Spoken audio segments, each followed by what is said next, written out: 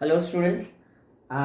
In today's lecture we will proceed with the next topic in chapter 13 sound, that is audible and inaudible sounds. So basic language में अगर हम कहें तो audible in the sense सुनाई दे सके वैसा sound and inaudible sound in the sense कि ऐसा sound कि जो हम ना सुन सके. ठीक है, तो यहाँ पे ये जो डिस्टिंग्यूशन है वो खास करके फ्रीक्वेंसी के थ्रू किया जाता है कि ह्यूमन ईयर जो है, ठीक है, वो खास करके 20 हर्ट्ज से लेके 20,000 हर्ट्ज या तो फिर इसको 20K हर्ट्ज भी कहा जाता है, किलो हर्ट्ज तक का ही साउंड क्या कर पाता है, सुन पाता है. तो that is the Audible sound for human being only. Okay, मतलब कि 20 हर्ट्ज से कम फ्रीक्वेंसी वाला नहीं सुन सकते हम और 20,000 हर्ट्ज से ज्यादा फ्रीक्वेंसी वाला साउंड भी हम नहीं सुन सकते. ठीक है, तो audible range for the human being in terms of frequency is 20 hertz to 20,000 hertz. ठीक है, इस फ्रीक्वेंसी के बीच का साउंड ही हम क्या कर पाते हैं, सुन पाते हैं, बाकी हम नहीं सुन पाते हैं. ठीक है, सो हम कह सकते हैं कि इनऑडिबल साउंड में दो तरीके के साउंड आएंगे. एक ऐसा साउंड कि जिसका फ्रीक्वेंसी जो होगा वो 20 हर्ट्ज से क्या होगा, कम होगा, दैट इज नोन एज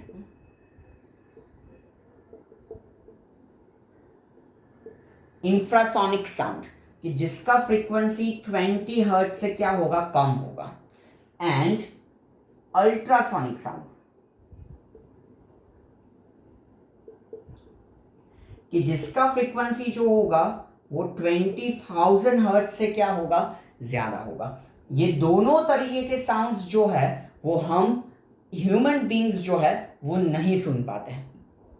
कुछ ऐसे एनिमल्स हैं जो कि इन साउंड्स को क्या कर पाते हैं, सेंस कर पाते हैं या तो फिर जनरेट कर पाते हैं.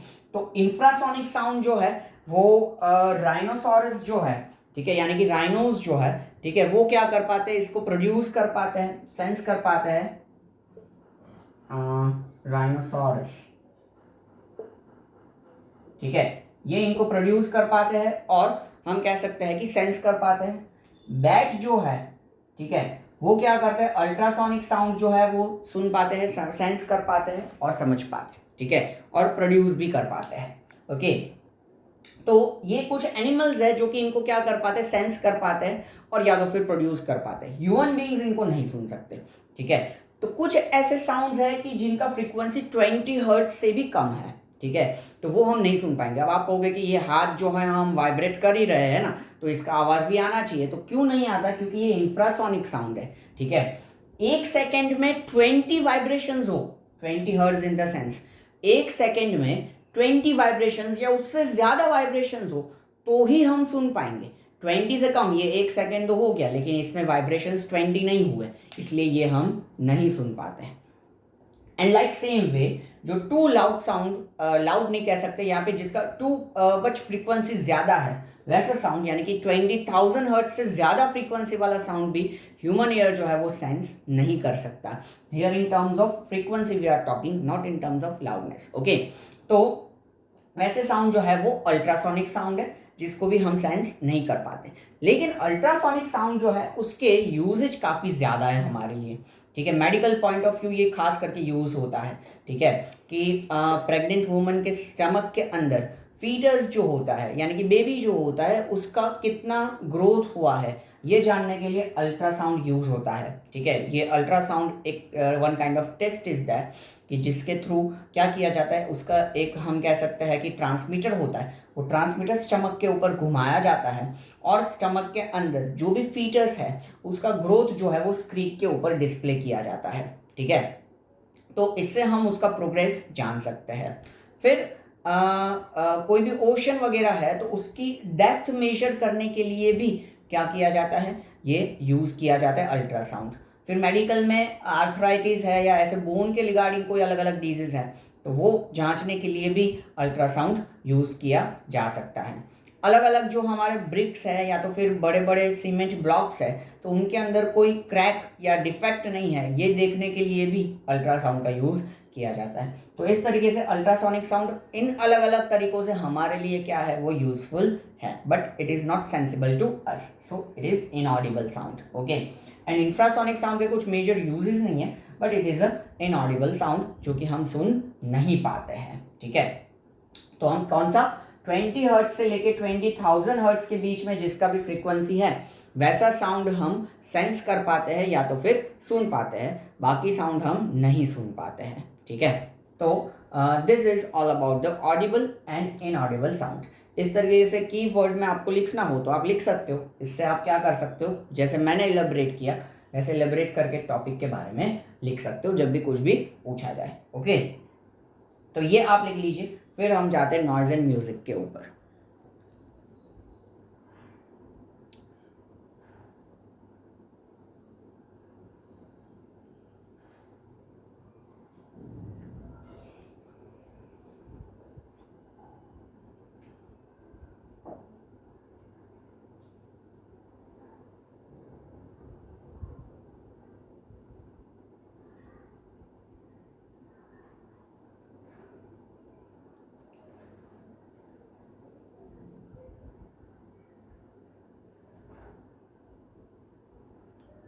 Okay, now we'll proceed with noise and music.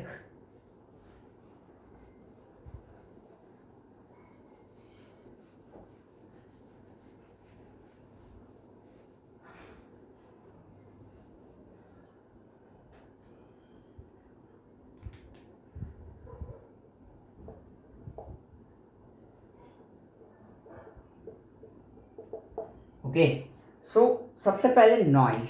तो नॉइज इन द सेंस क्या, any unpleasant sound will be considered as a noise. Unpleasant यानी कि हम कह सकते हैं कि जिसको सुनना बिल्कुल ही हमें पसंद नहीं है, ठीक है, उसको हम क्या कहेंगे, नॉइज कहेंगे। सो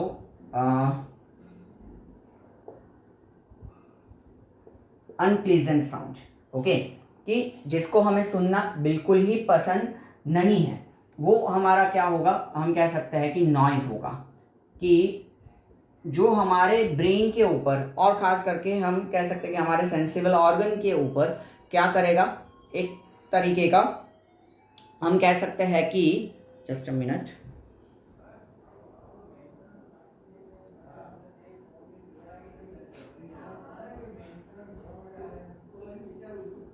हाँ, so this kind of we can say that sound, कि जो हमें सुनना बिल्कुल ही पसंद नहीं है उसको हम क्या कहेंगे, अनप्लीजेंट साउंड यानी कि नॉइज कहेंगे। ठीक है, कि जो हमारे ब्रेन के ऊपर क्या करता है, अलग अलग तरीके के एडवर्स इफेक्ट क्रिएट करता है। ठीक है, और खास करके हम कह सकते हैं कि हमारे ऊपर हार्मफुल इफेक्ट्स क्रिएट करता है। ठीक है, तो इसके अनप्लीजेंट साउंड या नॉइज के एग्जांपल्स में अगर हम देखने जाए तो जैसे कि फॉर एग्जांपल हमारे घर पे मिक्सर ग्राइंडर है, लाउड म्यूज़िक है, ठीक है, जो बहुत ही ज़्यादा लाउड स्पीकर पे बजता हो तो वो कईयों के लिए नॉइज़ रहता है, कईयों के लिए जॉयफुल रहता है। फिर इसके बाद जैसे कि आपको कहीं इसमें बीच में ट्रेन का आवाज़ आता है, नॉइज़ होता है। ठीक है, फिर एयरक्राफ्ट का हम कह सकते हैं कि टेक ऑफ का या लैंडिंग का साउंड है तो उसके इंजन का साउंड काफ़ी हम कह सकते हैं कि नॉइज़ जनरेट करता है। फिर इंडस्ट्रीज़ में जो कंटिन्यूस हैमरिंग या अलग अलग तरीके का साउंड, कन्वेयर बेल्ट का या कोई भी साउंड है तो वो भी हमारे लिए क्या होता है, हम कह सकते हैं कि अनप्लीजेंट होता है। फिर क्लासरूम में अगर सारे बच्चे एक साथ हल्ला मचा रहे हैं तो that will also produce noise. तो ये सारी जो चीज़ें हैं that is noise for us, that is producing unpleasant sound for us. Okay, then music in the sense we can say that pleasant sound. Okay, कि जो हमारे ऊपर एकदम प्लीजेंट इफेक्ट जनरेट करता है।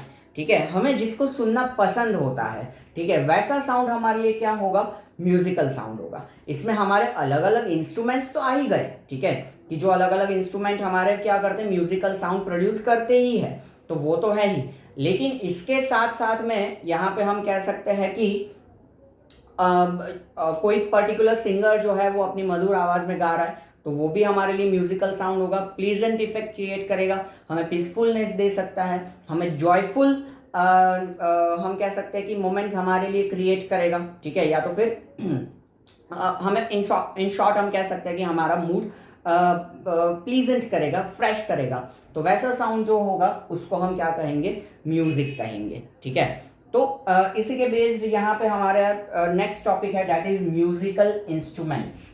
ओके,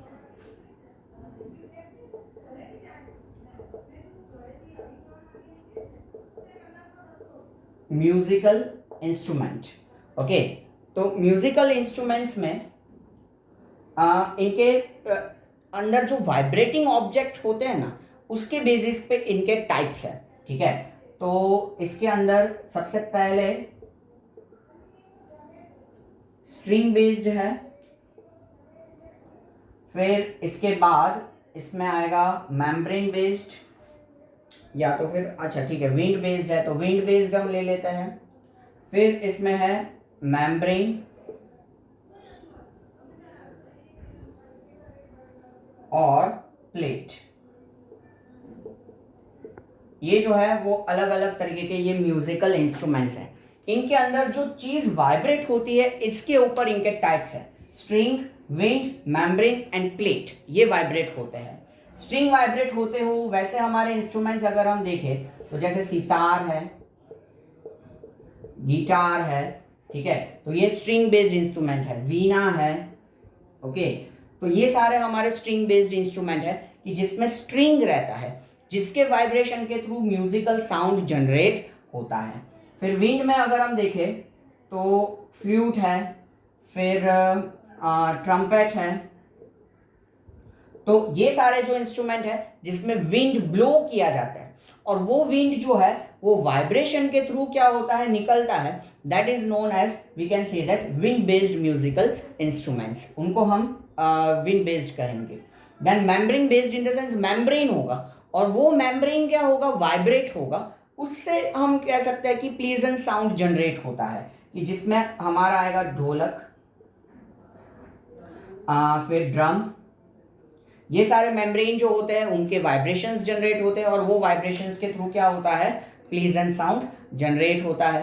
फिर प्लेट टाइप की जिसमें सिंबल्स, मंजीरा जिसको हम कहते हैं, that is the we can say that plate type. हाँ, सिंबल्स जिसको हम मंजीरा कहते हैं, ये क्या है, हमारे प्लेट टाइप म्यूजिकल इंस्ट्रूमेंट है कि जिसमें प्लेट होगा। आपने मंजीरा देखा होगा कि ऐसा प्लेट काइंड ऑफ इंस्ट्रूमेंट होता है, एक दूसरे से टकराते हैं, लेकिन उसको टकराने का एक स्पेशल तरीका होता है जिससे म्यूजिकल साउंड जनरेट होता है। तो म्यूजिकल इंस्ट्रूमेंट्स जो है उनमें जिस हिसाब से जो जो चीज़ वाइब्रेट होती है उसके हिसाब से उनको इस तरीके से क्लासिफाई किया जाता है। ठीक है, पर ये सारे के सारे जो है वो क्या करते हैं, प्लीजेंट साउंड जनरेट करते हैं जो कि हमें सुनना पसंद आते हैं। ठीक है, then after noise pollution is that. Noise pollution in the sense क्या, तो पॉल्यूशन मतलब हमें मालूम है कि ऐसी ऐसी ह्यूमन एक्टिविटीज जो कि सराउंडिंग एनवायरमेंट में हार्मफुल इफेक्ट जनरेट करती है उसको हम पॉल्यूशन कहते हैं। फिर ऐसी एक्टिविटी जो एयर को पॉल्यूट करेगी तो एयर पॉल्यूशन, ऐसी एक्टिविटी जो सॉइल को पॉल्यूट करेगी तो सॉइल पॉल्यूशन, ऐसी एक्टिविटी वाटर को पॉल्यूट करेगी तो वाटर पॉल्यूशन, ठीक है, इनका कंटेमिनेशन करेगी तो। और लाइक सेम वे हम कह सकते हैं कि जो ऐसे साउंड्स प्रोड्यूस होते हैं जो कि ह्यूमन ब्रेन के लिए एडवर्स इफेक्ट क्रिएट करते हैं, उनको हम कंसिडर करेंगे नॉइज पॉल्यूशन। ठीक है, तो ऐसे कई सारे साउंड्स हैं जो कि हम कह सकते हैं कि नॉइज पॉल्यूशन जनरेट करते हैं। अगर घर में जैसे हमने डिस्कस किया कि ग्राइंडर का या मिक्सर का साउंड है, नॉइज पॉल्यूशन होगा। घर में जो लाउड स्पीकर पे काफ़ी हम कह सकते हैं कि ढिंचाक ढिंचाक सॉन्ग्स बज रहा है, तो सराउंडिंग के लिए वो लाउड म्यूजिक जो है वो नॉइज पॉल्यूशन जनरेट होता हो वैसा प्रूफ होगा। फिर एयरपोर्ट के अंदर जो प्लेन का टेक ऑफ या तो फिर लैंडिंग का साउंड है, हम कह सकते हैं कि वो नॉइज पॉल्यूटिंग साउंड होगा। फिर व्हीकल्स का अनवांटेड हॉन्किंग है, टैं टैं टैं, तो वो भी क्या है, नॉइज पॉल्यूटिंग साउंड है हमारे लिए। फिर ट्रेन का साउंड हम जैसे हमेशा कहते हैं तो वो हमारे लिए क्या है, हम कह सकते हैं कि नॉइज पॉल्यूशन है। ठीक है, क्लासरूम में एक साथ ज़्यादा गैदरिंग में सब लोग एक साथ बोल रहे होंगे तो वो भी क्या होगा, नॉइज पॉल्यूटिंग होगा। ठीक है, तो ये सारी चीज़ें जो है वो क्या करती है, नॉइस पॉल्यूशन जनरेट करती है। ठीक है, अलग अलग इंडस्ट्रीज़ के मशीन है वो भी क्या करते हैं, उनका साउंड जो होगा वो भी क्या होगा, हम कह सकते हैं कि नॉइस पॉल्यूटिंग होगा। तो ये सारा नॉइस पॉल्यूशन इन सोर्सेज से जनरेट होता है। सो हार्म्स ऑफ नॉइस पॉल्यूशन अगर हम देखें कि वो कैसे हमारे लिए हार्मफुल है, तो नॉइस पॉल्यूशन की वजह से काफ़ी सारे हम कह सकते हैं कि डिस्टर्बेंस क्रिएट होते हैं। ठीक है, हम कह सकते हैं कि पर्टिकुलर पर्सन जो है वो किसी चीज़ में कॉन्सेंट्रेट नहीं कर सकता due to, we can say that this noise pollution. we can say that very much loud sound can, we can say that reduce the hearing capability of the human ear या sensibility। Okay, sensibility की क्या करता जाएगा, loud sound reduce करता जाएगा, और ऐसा भी हो सकता है कि ह्यूमन को कंप्लीट हियर लॉस हो जाए, यानी कि वो सुन ना पाए। ठीक है, तो ये भी हो सकता है ज़्यादा लाउड साउंड की वजह से। फिर कंसंट्रेशन तो हमने देखा ही, इसके अलावा स्लीपलेसनेस, ठीक है, नींद ना आए।